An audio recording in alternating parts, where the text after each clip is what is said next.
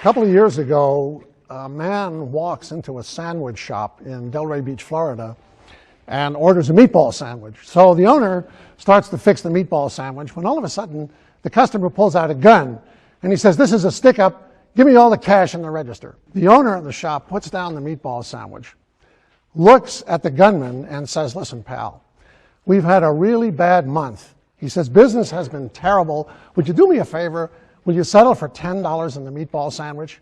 Now, again, I'm not making this up. It was in the paper. He says, would you settle for $10 in the meatball sandwich? So the gunman says, "Are you out of your mind?" He says, "I got a gun here." He says, "I'm not settling for $10 in the meatball sandwich." He says, "I'm not settling for anything less than $20 in the meatball sandwich." So the owner says, "You got a deal." He gives him the $20. He gives him the meatball sandwich. And you know what it said in the newspaper? It said, "And the robber left satisfied." The point of the story, the reason I love to start off with this story is it takes courage. In our culture, it takes courage to negotiate. And my feeling is that if this fellow could negotiate a robbery, think of what the possibilities are for the rest of us. Always be willing to walk away from a negotiation. Another way of putting it is never negotiate unless you have options. Never negotiate without options. This is something that I learned when I was working for, I believe it was Litton Industries. We were selling this telecomputer type system, very sophisticated system, and I was a sales manager. My sales rep comes into my office. He says, "I've got a prospective buyer. The buyer says he'll sign the contract if we give him certain concessions." I went to the general manager of my company. I had to get special permission to give those concessions. I then went with my sales rep. We went into the buyer's office and we said, "Okay, you've asked us for these concessions and here we're giving them to you. So now would you please sign the contract?" Well, the customer says, "Just a minute," he says. "Before I sign the contract, I want this and I want that and I want..." Well, wait a minute, you never said anything about that. Here I had gone out on a limb for this guy.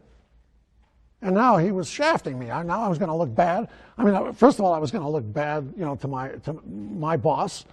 My credibility would be shot, and who knows what else he was going to ask for. So you know what I did? I didn't say a word. I had a bunch of stuff laid out on the table there. I had a calculator and papers and the contract. I started picking everything up and put it in my briefcase, and I got up and started to walk out. And the customer looks at me. He says, "Ed, what are you doing?" I said, "What does it look like I'm doing? I'm walking out." He says, "What do you mean you're walking out?" I said, "You lied to us, and I don't want to do business with you." And he's looking at me in shock. No one had ever done this to him before, I'm sure. My poor sales rep is looking at me like, there goes my commission. And I leave. I walk out. Well, we're in one of these big New York City high-rise office buildings. I get to the elevator, and guess who comes charging down the hallway? The customer. He says, "Wait, Ed, wait, I'll sign the contract. I'll sign. So we go back into his office. He signs the contract. It takes us about an hour to get everything signed and copies made. And once it's all done, he says to me, "Ed, now that we've consummated the agreement," he said, "let me ask you something. If I hadn't followed you all the way out to the elevator, would you have come back?" And I looked at him with a little twinkle in my eye, and I said, "You'll never know." And the fact is, I didn't even know the answer to that question myself until I thought about it. And I realized I had stumbled upon something very, very important, which is that you have to be willing to walk out. Now, mind you, I'm saying be willing to walk out. I'm not saying that you should walk out. Because what happens is, in so many negotiations, we are desperate. You're desperate. You need to sell. You need a car to get to work. You have to buy a car. You need a job. You have to accept. We feel that we have to make the deal. As soon as you do that, the other side is going to know that. They are going to sense it. They can feel it just the way an animal can feel that another animal is afraid. But when you say to yourself, "Hey, if I can't get the deal that I want, I'm going to take off. I'm going to walk out of here," you don't have to say a word. They get it. They understand. And they know that they're going to have to work harder in order to make the deal. As I get older and I learn more about negotiation, I am convinced more and more that this is the whole crux of the baby right there, is your willingness to walk away. I suggest to all my negotiators, think of yourself as a detective. And what do detectives do? They gather facts, they gather information. You've got to ask questions about the other side in the negotiation. And in fact, I have what I call the other strategy, the strategy of the other, which means instead of focusing on you and all of your problems and everything, focus on the other negotiator. Focus on the other negotiator. Let me tell you a story. I had an uncle, my Uncle Willie, lived to be 95 years old. He lived in upstate New York, very rural area.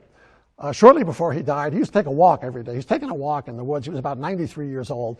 And he's walking in the woods. He comes upon a frog. And the frog looks up at Uncle Willie and says, "Hey, old man, if you give me a kiss, I'll turn into a beautiful princess." Interesting offer, right? So Uncle Willie doesn't say a word. He picks the frog up, sticks the frog in his pocket, keeps on walking. So he's walking down the road. About a mile later, frog sticks its little head out of Uncle Willie's pocket and says, "Hey, old man, what about that kiss? Remember, I'll turn into a beautiful princess." And Uncle Willie says, I've been thinking about that, and frankly, at my age, I'd rather have a talking frog.